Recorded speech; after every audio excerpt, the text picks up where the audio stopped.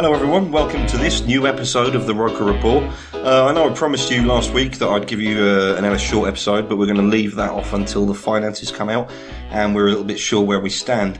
You're joining us immediately after the Watford match. I wish I had some great news to bring you. I'm sure you've already heard by now though that we lost.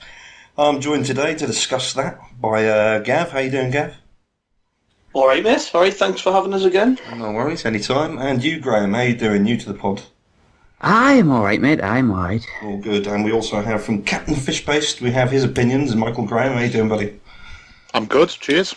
Everybody's good. Well, where do we start? Let's start with Watford. So, for me personally, I didn't enjoy the game. It's been a while since I enjoyed any of the games that I've watched. I feel like I was lucky not to go in the end. I was going to go, but unfortunately I couldn't. I feel like it would have really wound me up had I made that journey, so I probably escaped. However, a lot of fans didn't, as per usual, and hats off to them. You should never stop going. They are the real fans. They are the reason we do what we do, I suppose. Gav, what did you make of the Watford match? 1-0. What do you reckon? Exactly as I expected. I totally expected someone to turn up, not change a jot, and roll over and have their bellies tickled by an average team. It was exactly what I was expecting. You know, there was definitely scope before the game to change certainly our attack. I know David Moyes alluded after the game that he doesn't have a lot of options. I would agree, but he does have one option on the bench which he just seems to ignore every week, which I think all of us would at least like to see him give a go. So, you know, he does have to an extent some things in that squad which I think he could change around, and maybe that would give us a bit more impetus up front. Unfortunately, he didn't.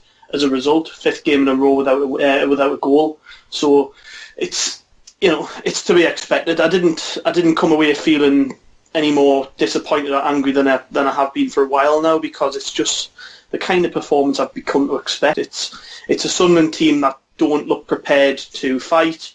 That seem to give effort, but the wrong kind of effort. It's not making any sort of difference to our results. That we have players that sprint all over the pitch and chase around like headless chickens. It's just I don't know. You know when we're watching the games and we're sitting there analysing it, and each different performance from each player, nobody is pushing themselves. Nobody is putting their head above the rest and stepping forward and making themselves counted. Even our talisman, the Jermaine Defoe up front, he's struggling for chances, he's struggling for goals, and as a result, the rest of the team fall behind. And I think more than anything, it's writing's on the wall. I think the game to win was Burnley, and we didn't, which pretty much spelled relegation to me. This one we absolutely had to win. If we didn't, pretty much down. I think that's where we're at. Unfortunately, I think we're down. Fair enough. What about you, Graham? What do you make of it? It was just an air of inevitability, wasn't it? It was like Gav said, I expected us just to sit down and get our bellies tickled, and get our bellies tickled, and I kind of had that false confidence beforehand, and then I seen the team sheet and I thought, right, so you got Kazri and Ndong on the bench in a game that would have to win. It's not one of those games where you'd like to win, we'll have to win, and he's got Jason Denayer in central midfield. We haven't scored in 4 games beforehand, and it's not a surprise we didn't score in that game, because he's changed nothing up front and then put a centre half in midfield. I just don't get what his plan is, and I just think when it comes down to the reason I don't feel inspired, I think it's team selection, his demeanour, his attitude, the managers, and it's rubbing off on the team. The team look not arsed, they don't look like they know what they're doing, and there's just not a plan there or any gumption to pull ourselves out of it like there has been for the last 5 seasons or before that. It's just, I think it all stems from just the attitude of the entire club at the minute, and I think based on what I've just said, we all know who I think's to blame for that. But that's just my opinion, I guess. Fair enough. What about you, Michael? What do you make of it? I was just deeply, deeply bored watching the whole thing. There wasn't anything that got you off your seat, gave you any kind of hope that to expect anything to happen.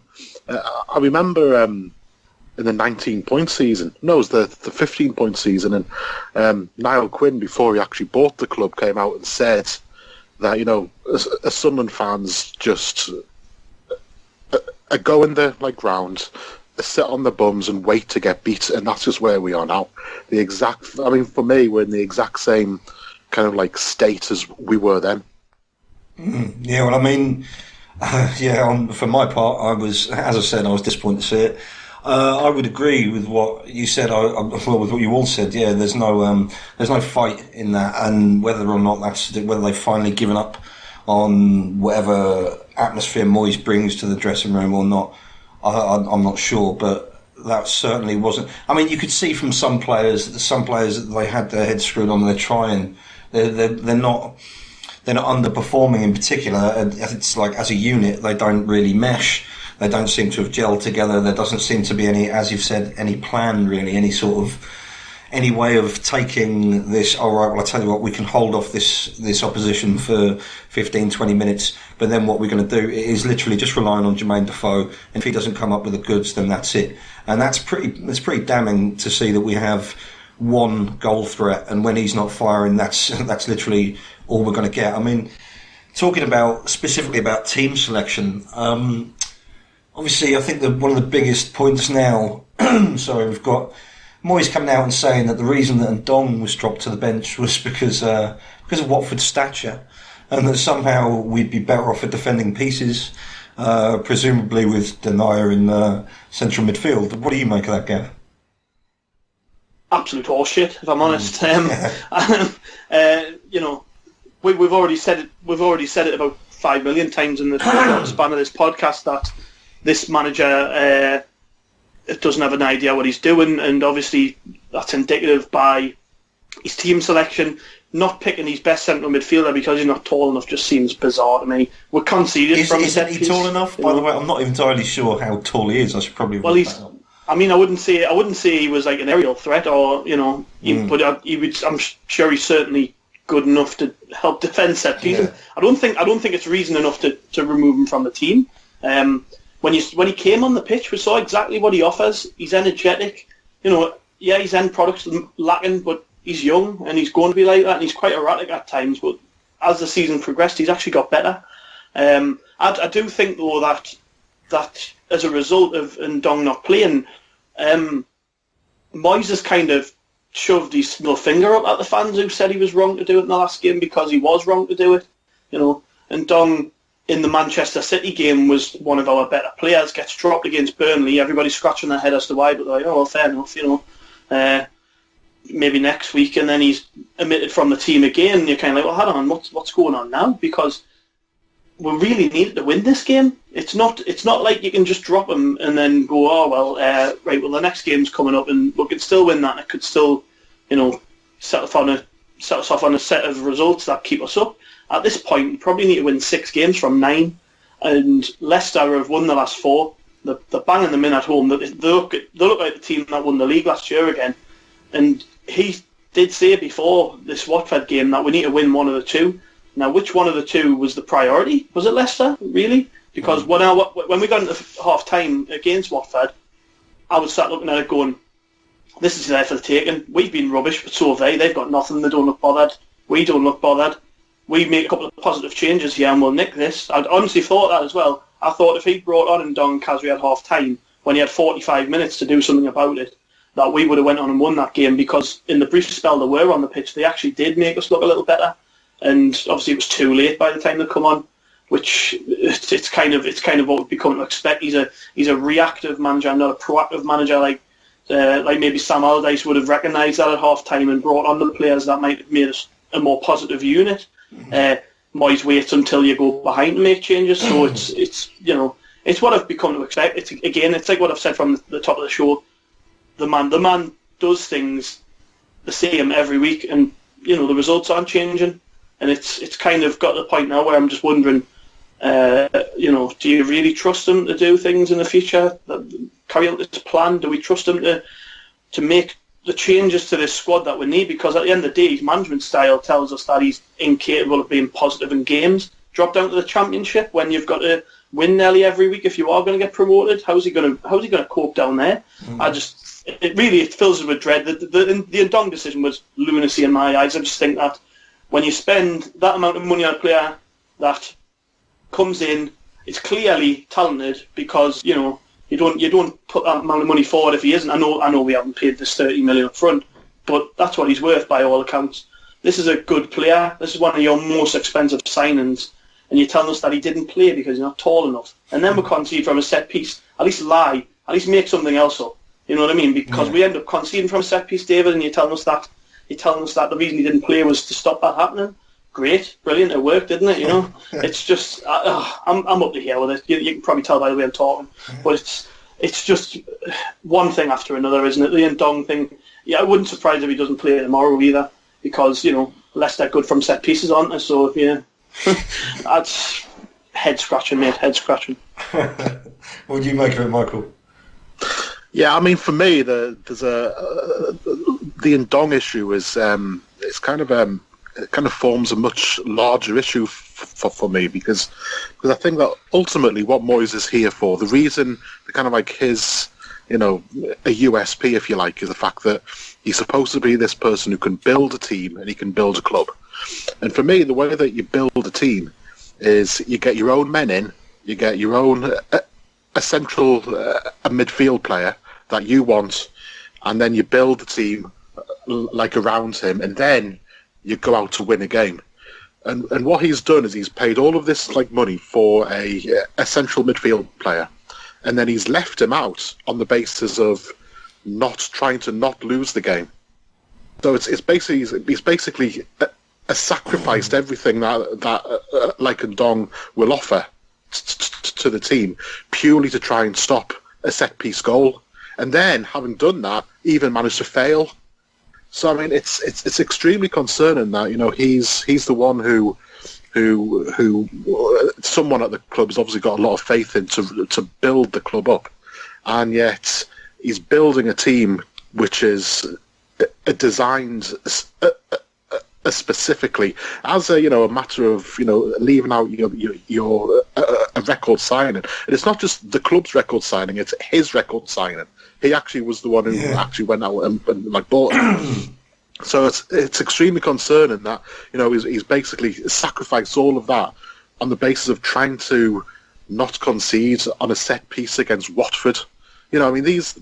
I don't think that Sunderland can afford to kind of like slag off any team in this league, because we're clearly the worst of the like lot. But there's nothing in that team at Watford that we should be scared of, that anybody should be scared of. We should be going there thinking, you know, they're a good side, but we can win this game.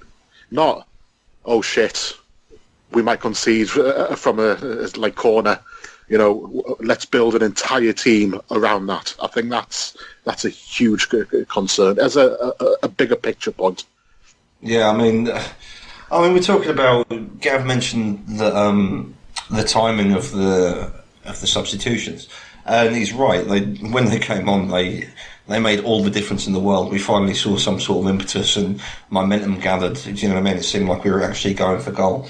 That's something that I like to see. Does anyone think it'd be fair to suggest that the reason behind that is that this sort of attitude that Moyes has towards Khazri and now towards Ndong, and by the way, I think he's making excuses. I think he's pulling that one out of his arse, that whole stature thing, because that's just ridiculous. You don't expect that from any manager.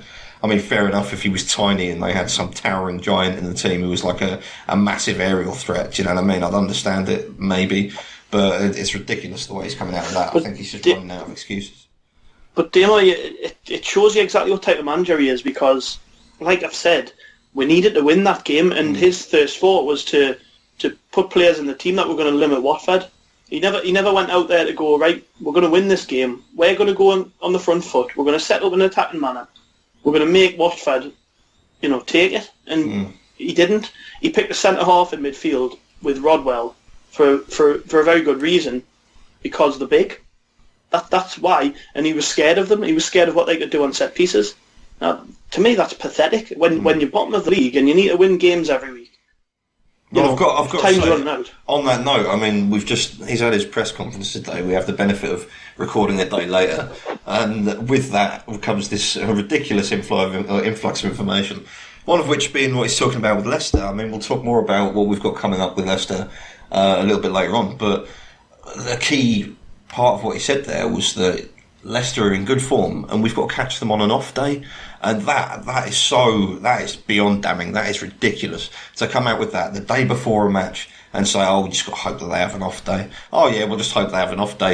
Imagine psyching yourself up to go and play a game. Imagine psyching yourself up to go and play in a relegation battle for Sunderland, and that's what you've got coming out of your manager's mouth. It is ridiculous. There's no charisma there whatsoever. And we're talking about like whether or not he's going to carry on with a plan. There's been this whole big thing about a plan. It's all a plan, and we need consistency, and we can rely on it. He doesn't strike me as the man with the plan, does he? Do you know what I mean? He's not.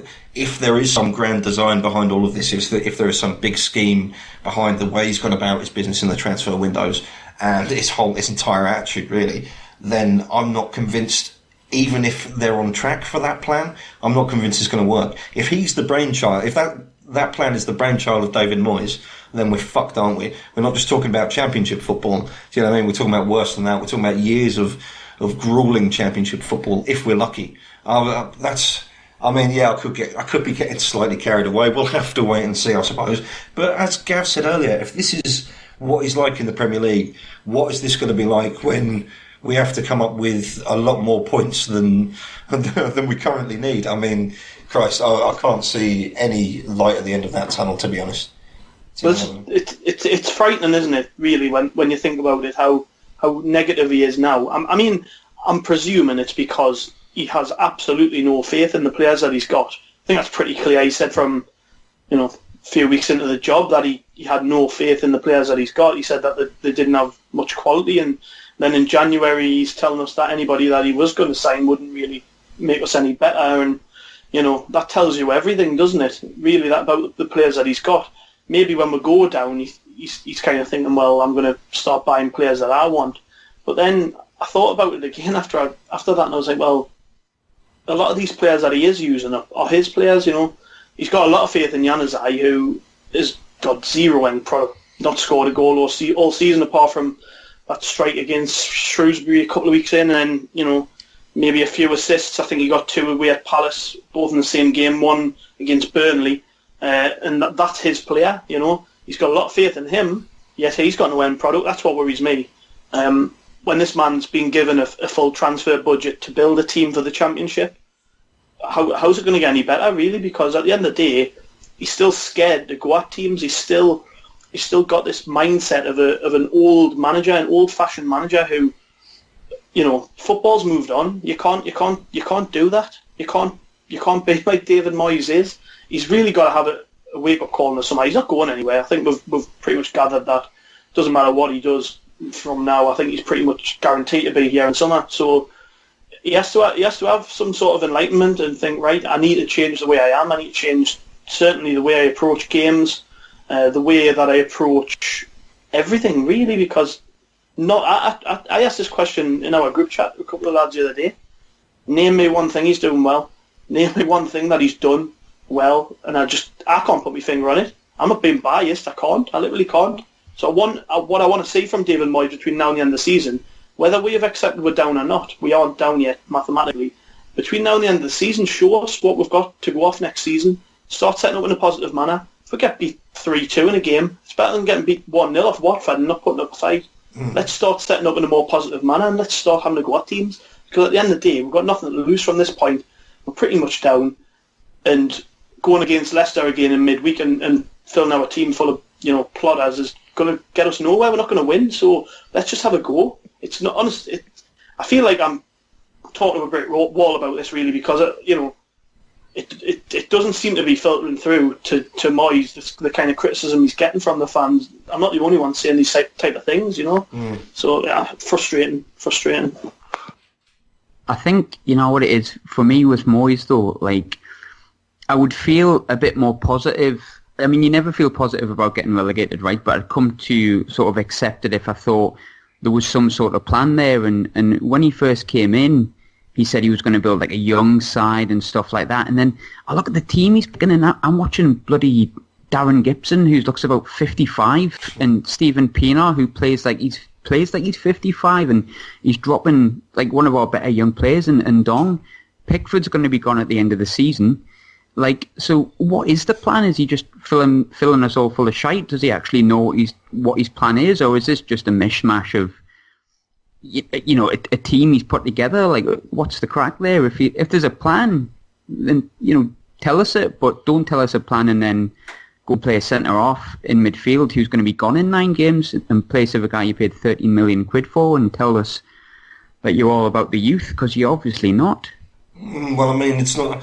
I mean, he did, for me, what I will say about his plan on bringing players in, it's obvious to me now that, I mean, I thought so at first, but it was a bit sort of like, it was speculative. We couldn't really, it was a bit paranoid, you know what I mean? We were supposed to give Moyes more time. But I thought when he signed those players, in signing players like McNair and Love, that's then at the same time talking about building for the future, at the same time as coming out and saying, oh, well, we're going to be in a relegation battle, and also at the same time as not having any kind of charisma or anything like that at all. For me, it reeks of, we knew this was going to happen. More than we knew it was going to happen, though, what really bothers me about that, if it is true, is that you could have prevented this. More could have been done with the money that was spent and the time that was had. More could have been done to put up some sort of fight against what you, even if you do see relegation as inevitable, even if you turn around and think this club's broken, it's rotten, do you know what I mean? It all has to come down and be rebuilt. At least give it a try. Because for me, from all I can tell, it looks like he sat down and had a very real conversation with Ellis Shaw about where we are, where we've been for the last few years, what it's like with this managerial merry-go-round, do you know what I mean? And what we can actually expect and what is expected of him as an employee, for sure, to move his business interests forward. And as I say, it might just be paranoid. It was at first, but it's becoming increasingly less and less paranoid and more realistic that this was always on the cards, and that buying those sort of players was because we knew we could tie them down for long-term contracts. If we'd left it, they would have been free agents maybe, or they'd have got to move elsewhere, so they wouldn't have been there for him when he knew he was actually going to start building the team. Do you know what I mean? It's almost like it's just a throwaway thing that he's done with every other transfer he's brought in. I mean, talking about that, it is really, isn't it? Because look, he's brought in Gibson, he's brought in Anichebe, he's brought in Lescott, he's brought in Pienaar. Do you know what I mean? All players who aren't going to be with us. One of them might get a season in the Championship, maybe. Whether it'll be any good or not, it's anybody's guess. But this is the reality. He bought young players that weren't good enough for the Premier League, and he bought old players that weren't going to be good enough for the Championship afterwards, and certainly aren't good enough for the Premier League. People say, oh, they're there to do a job. No, have they? As far as I can tell, Lescott's been paid for 4 months of sitting on his arse. That was like one of the worst, most ridiculous decisions I've ever seen.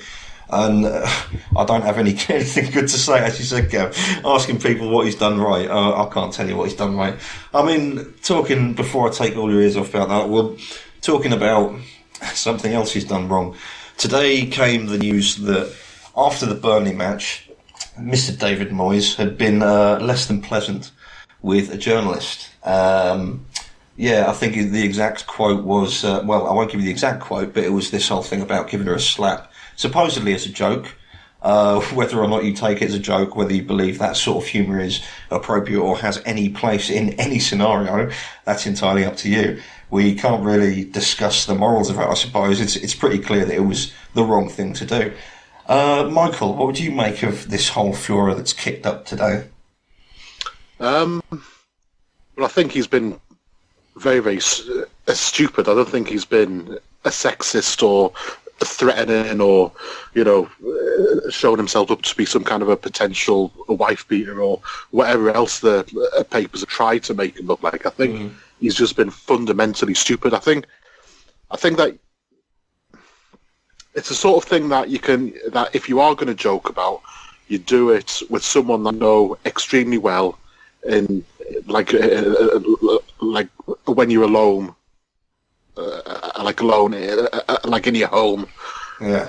Or whatever. You don't it was do certainly a bad idea, wasn't it? It was just misjudged, and it was. But I do think that he has been hung out to like dry a little bit. I think that the press have rounded on him because it's in their interests too. Really, I mean, if they can create like outrage on it, then it's obviously going to sell papers, going to get hits.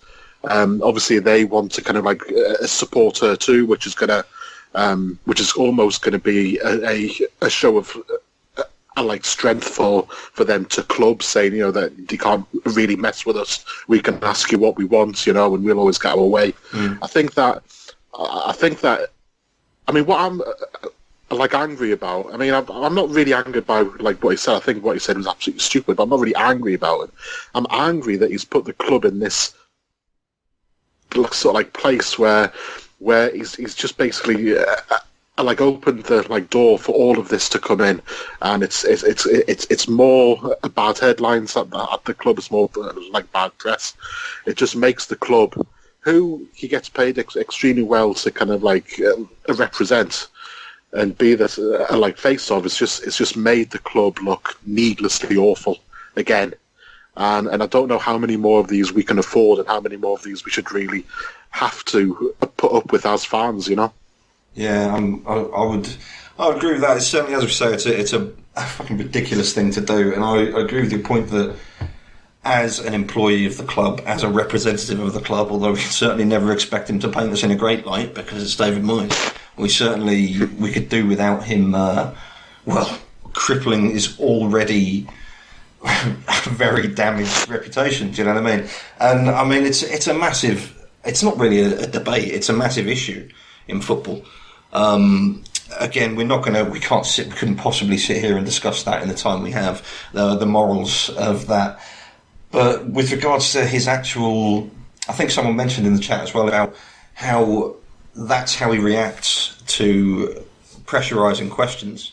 Do you know what I mean? And that if anyone actually does get to the point where they do ask him difficult questions, which we've been critical of ourselves with local media and things like that, it's been something that's been bothering us, that the right vital questions aren't being asked, and why people are, or journalists in particular, are more inclined to protect their own sources, protect the sort of cushy boys club mentality, rather than push these questions and get the answers that the fans want.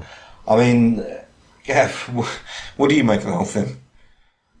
I just find it embarrassing. It's another PR disaster from the club, from a person that is effectively a figurehead for us, because, you know, he represents our football club in the media. So he's kind of got to have a degree of professionalism every time he steps out in front of the cameras. But this was caught off camera. He definitely wouldn't have said it on camera, because he's far too defensive and he doesn't do things like that.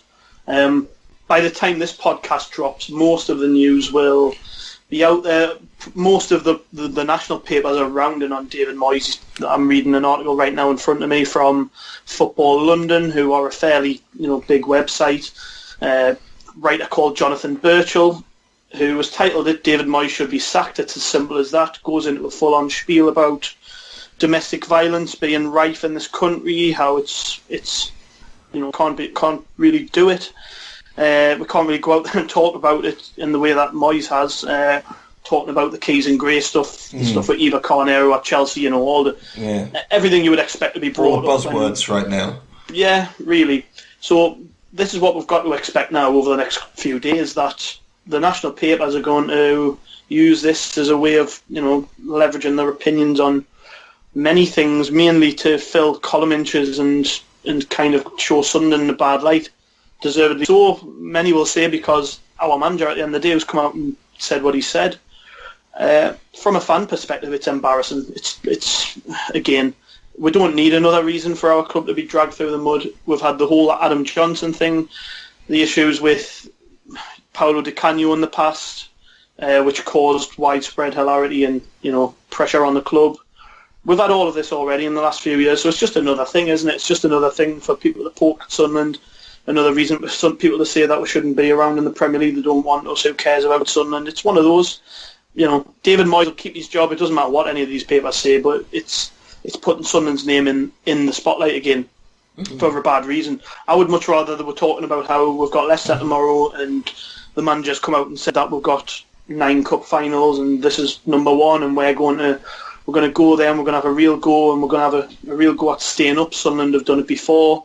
Why can't we do it again? Instead, they're talking about, stuff like this, which, rightly or wrongly is infuriating, because I don't want to wake up and read this type of thing. It's it's embarrassing. It's embarrassing.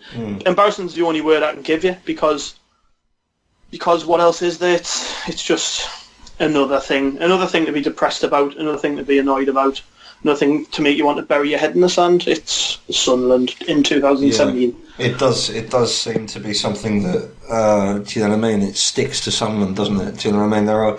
We have a marvellous history, as you said, of controversy. With regards to where we go from here, you say that he won't get sacked, like regardless of what the papers say, regardless of how much of a fuss is kicked up about this. I would agree with that. I think I was saying to you earlier, I'm in two minds. 2 weeks ago, I would have said to you, yeah, sack him. Sack him, I don't care who you get in. Doesn't matter. Anyone would bring a bit more verve and a bit more life to the club right now, and would presumably come with fresh ideas and would be able to pick us up, you know what I mean, and would stand us in relatively good stead for that miracle that we've all so selfishly gotten used to over the years. Yeah.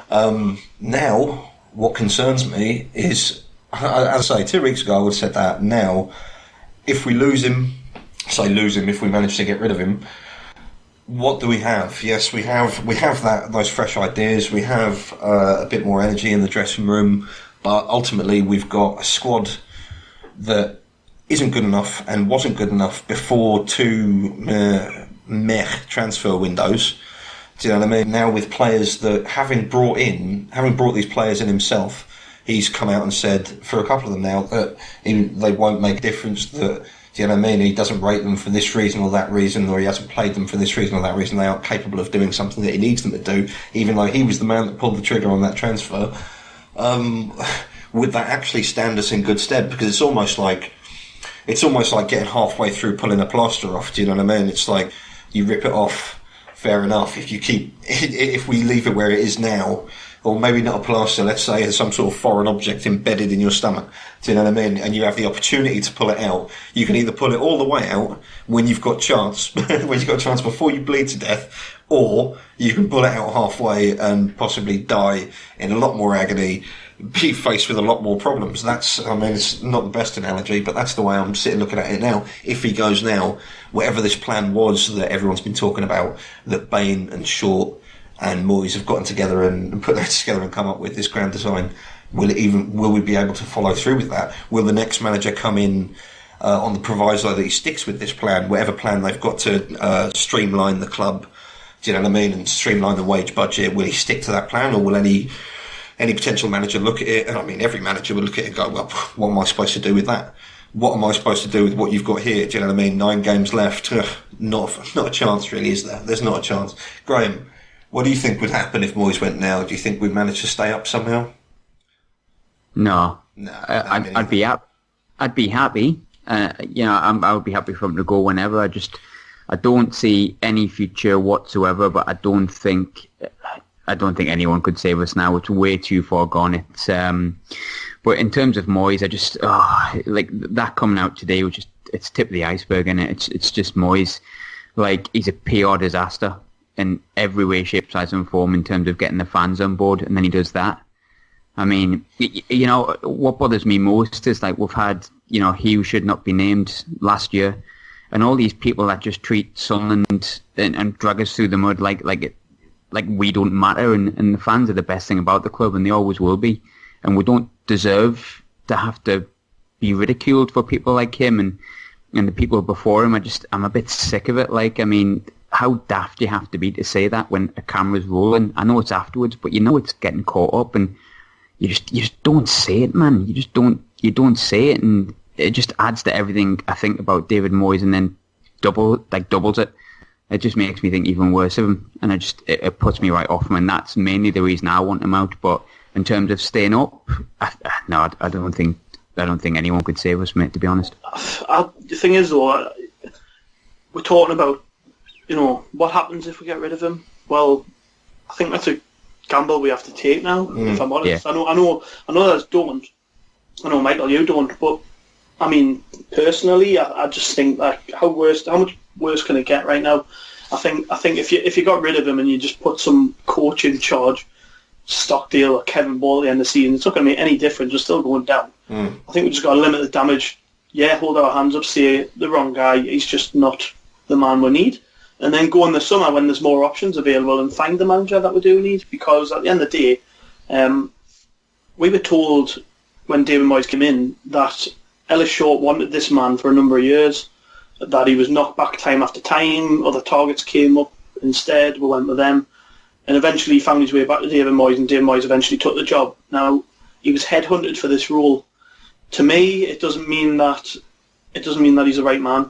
I think that the fact that Short was so fixated on getting David Moyes to Sunderland kind of tells me that he wasn't picked kind of for the job that we need him to do, which is to rebuild. He was picked because the owner likes him, and that's who he wanted, and that was it, kind of thing, you know. There might be another manager in the summer who can come in and do a better job. I would say that there probably is. I don't know who that man is. That's not my job to find him, I suppose. I just think that when you consider everything that we've witnessed this season from him, it's almost impossible to even suggest that he is the man who is going to get this club back on its feet, who is going to organise a team and bring in players that will win games every week in the Championship. It's impossible, because from what we've seen so far, the evidence would suggest that he's not good enough. He isn't the man he was, I don't know, 15 years ago at Everton when he started that rebuild. He's a different manager. Time's moved on. Peter Reid was still Sunderland manager when he was Everton manager. You know, it's like time moves on. Football's moved on. David Moyes is not the man, and I'll say it until the day he leaves, because I don't have to explain to some of you guys. It's infuriating. It's infuriating. Everybody's having to watch it. Yeah. You just sound like you're ready to top yourself now. We'll cut you off. I'm headed for the Weir Bridge, lads. What do you make of it all, Michael? Yeah, I kind of agree with Gavin in a lot of ways. If you look at this season alone, I think that Moyes has done very, very little, if anything, to give you any kind of faith that he's the right man for the club. But for me, I think that a big issue that we've had at the club is that we've looked at too many seasons. You know, we've looked at like isolated too many years, rather than taking like the bigger picture look. And if this season was, you know, if we'd been decent for, you know, 2 or 3 seasons, and then Moyes came in and it'd all gone wrong, then I think that it's very easy to kind of like identify Moyes as the issue. But I mean, for me, Moyes is just the latest in a long line of established names who have kind of like struggled here. And I know that we've always kind of like changed, and we've always managed to keep our like selves up there and stuff. But if you look at the sort of like names like O'Neill and like Advocaat and all of these, you know, these people are not fools. Yet they had absolutely no idea how to solve this club and how to kind of like fix it and how to actually move it forward. So I mean, for me, that kind of like shows that it's so much bigger than who's in charge, because I think that at any club, I think and certainly one which is in as big a mess as like ours, I think it maybe takes you a year just to kind of like figure out absolutely everything out that you actually need to. Then maybe 1 more year to sort of like start to actually fix it, and then like 3rd year to actually get it fixed. I think that we almost put too much emphasis on the short term, and to be fair, that's always worked. In the short term, we've always saved ourselves, and yet we've never actually moved forward as a club. So I mean, I'm more interested now. I mean, we are going to go down. There's nothing that, you know, we can do now. But I mean, I'm more interested now in how we actually move forward as a club from here and from where we were 5 years ago, because we haven't actually done anything. We've not actually fixed it. If you list the like issues that we had 5 years ago, we've got the exact same ones now. The exact same ones, and nothing's been fixed. And that's because we're not giving anyone enough time to actually fix it. We're just not. And I know that it's frustrating, and I'm not actually pro Moyes in a way. There's nothing about him which I kind of want to kind of like say, that makes him our man. That makes him exactly what we need. I'm just so sick of the change and so sick of going back to the start after a year. We're not actually committing to anything, and it's almost like I feel like that's actually creating more damage than like Moyes is, and that Moyes actually can. I think that anyone that we get now is going to be a risk, and I think that anyone that we get, we're going to have the same issue of they're going to have this really difficult first year. So I'm just thinking, would it really cause any more harm than it is to actually just stick with someone and just almost see what happens when we actually give someone that next year, just to sort of see if he actually can start to put things right. Because I mean, for me, there's something that needs to change throughout the entire club. It's not just one thing. The club, through all of the levels, there's got to be a complete change in the way that they look at things, the way that they do things, the way that they think about things. I think it's all got to change, and it's such a huge job. And I just think that we can't expect anyone to give a quick fix. I just think that's actually, thinking that way is actually holding the club back more than Moyes is. Well, you see, I understand where you're coming from there with regards to actually, when you say committing to a manager and you're talking about quick fixes and things like that. But really, I mean, you say for me, that seems to be the problem. There seems to be this idea that sort of a problem with the fans, that the issues in division in the ranks basically, and constantly chopping and changing is for some reason causing this issue of not having a good enough squad, not having a manager on the table to stay on any longer than a season and a bit. Do you know what I mean? But there's only one factor in that's always the same, one unchanging factor, and that has to be the owner, because no one else is bringing in managers. Only the owner is deciding who is going to do this job and who should do this job, and when the manager has to go. I mean, obviously there's always a lot of hassle from the fans and from the terraces about the manager before the manager goes, but you get that in any club. It doesn't matter whether it's Sunderland or, do you know what I mean, or Chelsea. It doesn't matter. You get that wherever you are. Fans will kick off, they will get angry if results don't go their way, and some of them will turn around and say, we don't want this manager anymore, replace him, find someone fantastic. Now, the trouble comes where a lot of fans, when they say that, they're thinking that all it takes to be successful in the Premier League is a certain type of mindset. It's not, unfortunately. I mean, when you're talking about some of the bigger clubs, yes, if you come in with a young, aggressive mindset, you know what I mean, if you really want to take the Premier League by the balls and you've got an open checkbook, and you're an experienced man of football yourself, do you know what I mean, not necessarily just as a manager or as a former player or anything like that, but the ability to go out and scout for what you want, identify what you need on the pitch and in the dressing room and seek that out.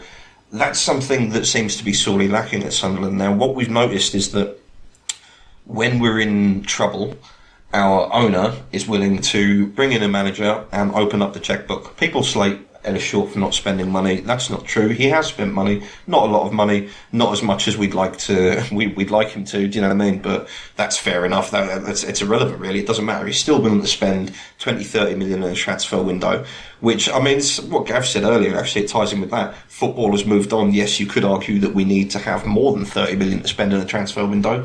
Fair enough, that's just the way the game's played these days, but we still willing to spend a substantial amount of money. And what concerns me is that desire is there to spend the money when we need it, when we're in desperate, dire straits.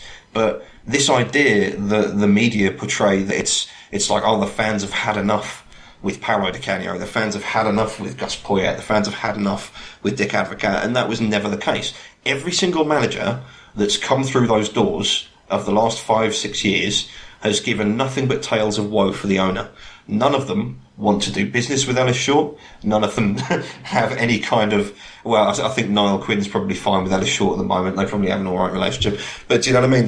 There's that pattern, and that's what concerns me. So the idea of saying that Well, it's rotten. Do you know what I mean? This is the only way we can commit and look forward is by backing a manager through relegation and then onwards through another season, whilst giving him 2-3 transfer windows, a third transfer window by the time the Championship season actually rolls in. I mean, why not do that with... you could argue we were trying to do it with Allardyce, but why not do that with previous managers? Why not, instead of waiting until we get relegated, why not wait until we stay up? Where was the problem there? Do you know what I mean? Gav, do you understand what I'm saying about this? Where would the problem lie there? Mate, we've got so many problems, it's hard to just put my fingers on one thing. Alright, we set an entire episode apart from that. Maybe we'll cover that in another short episode. But do you understand what I'm saying? It's like there's a big pattern here, and this whole idea that we need to go down in order to commit to something, I just don't buy it. It doesn't sound right to me. It doesn't seem like it was necessary. It seems forced. I think that the Championship is... Although when you're looking around the teams down there and you're looking at the quality of the player, I've alluded to it before. Reading are quite high up, and they have like Paul McShane every week in the team. Dean Whitehead's still playing for Huddersfield. That's kind of the standard of your average Championship player. So in terms of who Sunderland could attract next season, I don't worry about our ability to find the right players. What I worry about is that we are so deeply poisoned by all of these years of mismanagement and just the bad aura that surrounds the club. I kind of worry that it doesn't matter who we bring in, doesn't matter what happens next season, it's going to carry on. We've kind of seen that with Villa in a way. I mean, I know they're starting to find their feet down in the Championship, but for a long time hovering just above the relegation places, despite buying a lot of good Championship players that were supposedly going to set them on their feet. Bringing in Steve Bruce, a manager who's been promoted out of the league a number of times. Even Villa are so deeply entrenched in this negativity that surrounds them for a long time. So bad their relegation was last year. It's probably on par with ours this year. It kind of makes you wonder, when Sunderland do go down, are we going to be able to just get rid of that bad smell and start afresh? Because you do need that hope. You've got to look at Newcastle to an extent, and you've got to look at Rafa Benitez and the kind of regardless of the fact he was the manager when they were relegated, every fan who supports our club wanted him, and it set them on a good path because they had somebody in charge that they genuinely loved. It meant that they started the season positively, and it meant that they were able to build momentum, which is now the top of the division now. Sunderland go down with David Moyes in charge, and I kind of worry that it doesn't matter who he brings in, the fans are so pissed off with how he's done things this season, it's not going to be able to help us in the long run. It's still going to carry in. Doesn't matter what the players are. And on the topic of the owner, many people are of the belief that that kind of bad feeling around the club isn't going anywhere until he's gone.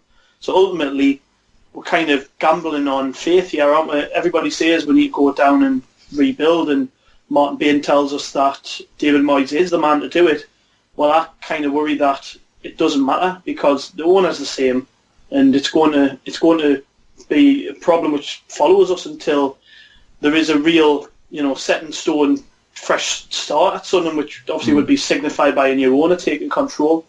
You never know what can happen between now and the end of the season. There could be somebody comes along and wants to buy Sunderland, but we're led to believe that Ellis Short's kind of resigned to the fact that he might have to stick around a bit longer than he intends to, and that's going to involve our plan of getting out of the Championship. So really, I would like to see a plan in place. We can't actually decide our future by just words. We have to, there has to be actions in place which ensure that this club isn't a yo-yo club, that isn't a team that just swaps managers out every year and has fresh playing squads every year. There needs to be something else in place which ensures that regardless of which player leaves, which manager leaves, we have a plan, we have an ethos, a way of playing.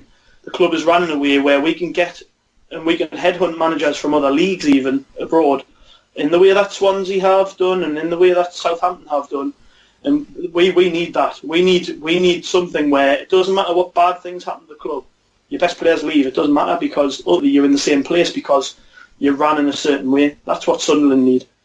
But I do feel that it's going to be difficult to do that while we have the current owner in charge. I just hope that I'm wrong. I hope that when Sunderland go down, it's like the last two relegations where we hit the ground running, and we always felt that there was a way that we would be out of it and we'd be back in the Premier League within a year. Ultimately, we were.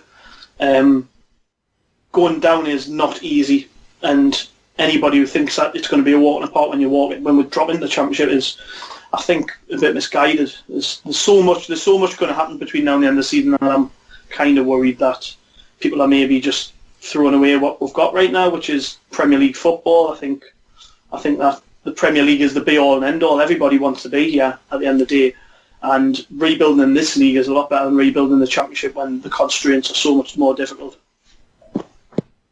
You know, and I'm really pleased you mentioned that, Gav, actually, just saying about rebuilding in this league. And, it gets me. People keep talking about how, and I hate to use your words, Michael, so forgive me, but you said, it's not something that can be fixed overnight. And I know I'm harking back to the glory days of 11 months ago under Allardyce, but I think the thing that I liked most about Allardyce was, as we keep saying, we need some sort of identity, as Gav was saying, like a way of playing.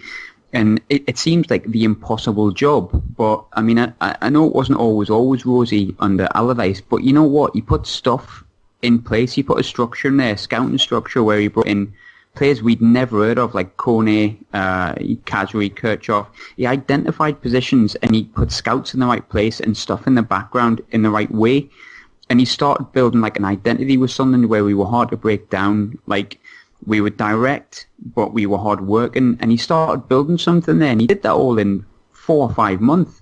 So it's not as impossible as people are making out, and Allardyce is one of the better managers in England. That's why he got the England job, but it's not that impossible. It shouldn't be that impossible for someone like David Moyes, and we certainly shouldn't have to go down to find that identity and to find that rebuilding process.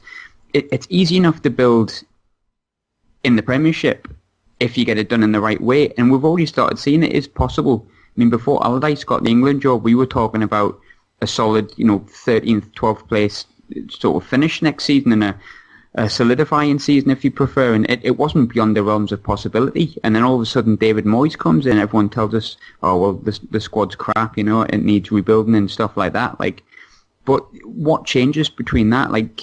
It's just a case of having a good infrastructure in the back. Surely it's not as impossible as everyone in the papers and the fans are making. Some fans are making out. Surely it's not. Well, yeah, I do kind of get that, and I think that it also ties in with what Gav said as well. But I think that people look at last season and this and think that the only difference has been Big Sam and now Moyes. But a Big Sam had Kabul, he had a Catamole, he had Kirchhoff, a Catamole too. Now they're 4 big players in terms of a stature and leadership. I mean, they were people that the rest of the side looked to, and until he actually got those in, until at the turn of the year when he got them all actually playing, Big Sam found it really, really tough here too. And I think that if those 4 had been available like this season as well, I think that, well, I certainly don't think that we would be so weak. I think that a large issue is that there isn't really anyone on the pitch who, whether it's fans or the lads themselves, can really look to when you're in a difficult period in the game and everything. And those were the players who used to actually stand up, stand tall, and be counted. And now we don't actually have any of them. And I don't know why a Kabul left. I've heard various things, like we all have. Whether that was Moyes' fault, I don't know. And Veer certainly wasn't. And then he's lost the 2 through injury. So I just think that this idea that a Big Sam went, and then the only thing that changed was Moyes. I just don't buy into that at all, and I certainly don't think that you have to go down in order to rebuild. I wouldn't sit here and say that's the plan, that's what we should do. It's just that's what's going to happen. That's the kind of path which is which we have now. If we'd sacked him maybe a couple of months ago, that was the time when we thought, well, we can really pick here. But now, as things stand, we can't go back and change it. This is what's going to actually happen. And we can argue, we can talk all we actually want, and rue that we ought to have done this, and wouldn't it have been nice if that. But this is what we have to do, and it's about how we actually do it now. It's not about if we'd have done this and we wouldn't have had to do this. Well, it makes no difference. This is what we have to do, and that's just the way that it is. And it almost hurts more when you look back and think, what if? And I don't really want it to hurt anymore. I just want the club as a whole just to look forward, just to start looking forward at better things, because we haven't got anything decent to look at now, have we? So. Fair enough. I mean, yeah, I suppose you're right in that respect. Regardless of what has come before, this is what we have now. And as Gav said earlier, and I agree as well, I don't think David Moyes will get the sack. And yeah, there was a time for it, and I think we passed that. We passed the point of no return. And with that in mind, that's something that the fans obviously have on their minds, keeping them awake at night. Obviously, season tickets. Big deal for most fans. A big deal for most fans in the local area, certainly. It's something that clubs need, something that it's a display of your affection, isn't it? Display of your love, the fact that you'll make every effort to go to every home game, do you know what I mean? You're putting that money into the club. It's one of the main avenues of revenue.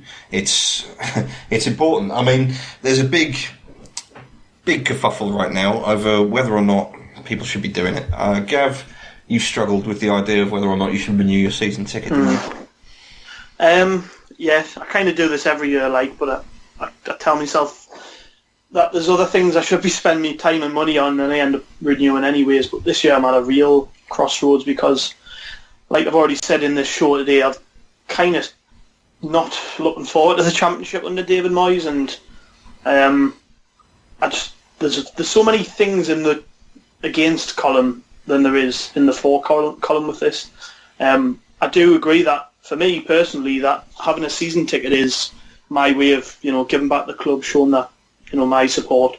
I don't live too far from Sunderland, so getting to games is not difficult. And I've been going for 20 odd years now with a season ticket. I've been going with my family, so it's kind of one of those things. A match day is more than just the football. The season ticket is the reason that I go to the match, but the other things around it, going to the pub with the family, spend time with family, is something that you can't really buy. So the season ticket, I guess, in a way, helps to forge relationships that you wouldn't otherwise have, or you wouldn't have otherwise. And I guess in a way that's the same with a lot of fans. They go to the match with their family, they spend time with people that they wouldn't have much else in common with, brothers, uncles, dads, grandfathers, grandmothers, whatever. So getting your season ticket in effect is a way of connecting with your family, and that's where I'm at. I think that's pretty much the only thing that's keeping me from not renewing is the fact I go with, various members of my family, and what we're doing right now, Roker Report, we go down, there's going to be a lot less coverage of the Premier League, the Championship than there is of the Premier League, and I guess in a way it's going to be difficult for me to maintain what I do right now if I don't watch as much football. So I'm in stuck between a rock and a hard place at the minute. I don't want to renew, but kind of feel like I have to. And I guess in a way I can't just be a fair weather fan. I've never been a fair weather fan. God, I wouldn't support Sunderland if I was. I've seen far more bad than good over the years, but it's just, I think sometimes you've kind of got to show your dissatisfaction with the way things are being done, in whatever way you feel negligible. And for me, it's kind of not having a season ticket. Well, otherwise, how do I do that? This is what you say about being a fair weather fan sort of thing. That's where the issue lies, isn't it? When we're talking about fans, and there's a sort of a sense of guilt that comes with it. Do you know what I mean? But at the same time, a sense of entitlement and almost a responsibility for some people to try and make their voices heard. through through boycotting. Do you know what I mean? Through absence. I mean, we've run some polls about it. Obviously, we've asked readers about it and things like that. I mean, even if you aren't, do you know what I mean? Even if we're not connecting with the readers to get that information from them, it's obvious. It's obvious because it's obvious to see. Do you know what I mean? It's everywhere. That is a big deal. It isn't just Sunderland that suffer from this. Do you know what I mean? There are a lot of clubs that they have, or a lot of fan bases that have issues with their clubs, and this is a big part of a footballer's life. Is you don't have many options, you don't have many ways of making your voice heard, and particularly with Sunderland, there's a stigma, as we've discussed. There's a stigma that comes from protestation. Do you know what I mean? From any kind of, or anything less than absolute faith. Do you know what I mean? And just how to get behind the lads, and that's admirable. Certainly admirable. It's understandable. But at the same time, it suffocates fans, and this is the biggest problem for fans, and this is part of the biggest or one of the biggest reasons for divisions between clubs and fans, and why there isn't a lot of relation, and why fans feel that, you know what I mean, they're not being respected. I mean, with the bigger clubs, it's always to do with season ticket prices. Do you know what I mean? If you lower the prices for your fans, then they tend to be happy with it. Because I mean, I suppose they haven't really got much reason to kick off about not going to see the matches anymore, about how many matches they lose. Do you know what I mean? But for clubs like us, in our situation, and as personable a club I like to think as Sunderland is, it's not fair to have that hope every week, whether you go to the games or not, whether you're watching them, whether you're abroad, doesn't matter. To have that every week and to feel like you aren't a part of this anymore. I suppose particularly for expats as well and things like that. It's one of those things where if you're that far away, if you're not there, if there aren't more Sunderland fans around you to put an arm around you and to go to the pub with and to drown your sorrows with and to talk about this utter shit of a season, then you sort of get left behind, don't you? Do you know what I mean? And that for me, would you say, I mean, I'll ask you lads, would you say that it's at all, well, it's a bad thing for that? Do you know what I mean? Is there really any kind of malice? Is that just a misinterpretation when somebody turns around and says, "Look, I'm not doing my season ticket again"? You've seen a lot of things with like, "Oh, my dad's been going for 30 years, my granddad's been going for 40 years, I've been going for 25 years." You know what I mean? Never missed a game, and I'm just not renewing it now.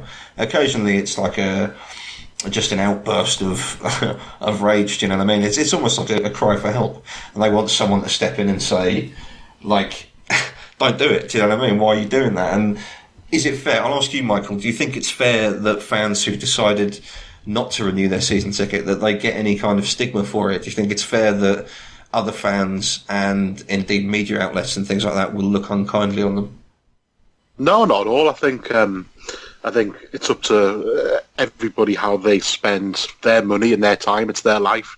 I think everybody reaches a point, like immaterial, of how much they love the club, whatever. Everybody reaches a point where either they can't go or they don't go. I mean, I used to go with my mum and dad and like sister, and now I'm the only one who actually goes. The other three went away at like various points, not because of any one reason. They all had their different reasons, but now none of them, now that they don't actually go for, you know, even the odd game here and there, that they like don't even go to. So, you know, I don't think that you could hold it over people. It's just, you know, if you can go, then and you want to go, then you should. If you can't, or don't actually want to, then it's nobody else's business. You know, it's. I mean, I'll be going it then in like next season. I've not reached my point yet where I don't want to go, but I certainly don't consider myself a better or worse than like any other fan for the fact that I am going to go. It's not an issue at all. Yeah, I mean, what about you, Graham? How do you feel about that season ticket? Well, I mean, before we begin, I think it's for people listening, it's probably worth me saying that obviously I have to travel from Glasgow, and I've been doing that for the past 5 years, and I've missed maybe 2 or 3 games a season max. And I've had a season ticket for 20 plus years, and you know, I've got a slightly different story. I didn't grow up with my dad and that season ticket holder. I'd go to odd games, and I was the one who really loved it. And of course, there's the nostalgic feeling of going to the games when you were young and the excitement when you go, and I still get that, and I still always will. But I haven't renewed this year. I've cancelled, and there is a feeling of guilt with that. And there's two reasons behind it. One is that I know we're going down, and I mean, I looked at that lot up the road's fixture list to see how many times they're played on a Tuesday, a Wednesday, a Thursday, a Friday, or whatever day it may be midweek. And an awful lot of the games, because we're going to be a big club in that division, that's going to be on TV, are played on those days, and I can't get down for midweek. The occasional one I can, so it's not that I'll stop going. I think I'll still go occasionally. So there's a big reason behind that of why I didn't renew is a money aspect. I mean, I'll still go, but I'll go at the ones I can get to. I think I'll just miss more than I usually do because of the midweek in the Championship. But I'd be lying if I said that an element of David Moyes' demeanour and the club and the way it's going at the minute didn't have an element to it as well, because I've had a similar thought in the past, and you know, as you said before, Damien, like when it's kind of like a cry for help, you go, "Oh, I'm not gone anymore. Like I refuse." And someone talks to you around and goes, "Oh, didn't it be daft? Come on, you love the club," and I do, and I'll always love Sunderland. I'll always love Sunderland, and I'll always go at the game in some way, shape, size, or form. But there's always been something in some part of the season, a manager, a player that I've gone, I cannot not see them every week, even if I've got just 40 quid to get the train down. It's my last 40 quid and I don't eat for the week. I'm going to see something because that's me. And I've just got to the point where I think it makes financial sense because of the midweek games, but also there's nothing about the club at the minute that's making me go, you know, with the campaigns and unity is strength and all this rubbish that they're coming out with about how your season tickets and all that. Like, stop trying to guilt me into it. You've got to give me something on the pitch to make me want to go as well. I want my club every year on the pitch and in the media, March, April time, to make me feel like not renewing would be the stupidest idea on the planet. And at the minute, I feel like renewing would be the stupidest idea on the planet. And, you know, I'll have a stigma attached because of that, and there is guilt me saying that, but it just doesn't make financial sense, and the club just does absolutely nothing to make me want to spend my 40, 50 quid on top of me season ticket every other week to go and see them from Glasgow. It just doesn't, and I feel so bad saying that, but it just doesn't. And like, I'm like Gav, if I was next door, I'd go, but I would never not renew if I lived next door or if I lived even closer. But 3-4 hours on a train after getting hammered 4-0 of Southampton and watching your manager sitting in the dugout with his head not even in his hands, just looking like he's in a huff. Nah, not for me. I'm a bit sick of seeing it, but I'll still always go. But I just don't think it makes sense at the minute, and I think I've hit my point, not where I want to stop going, but when I've questioned my own sanity or whether I should go.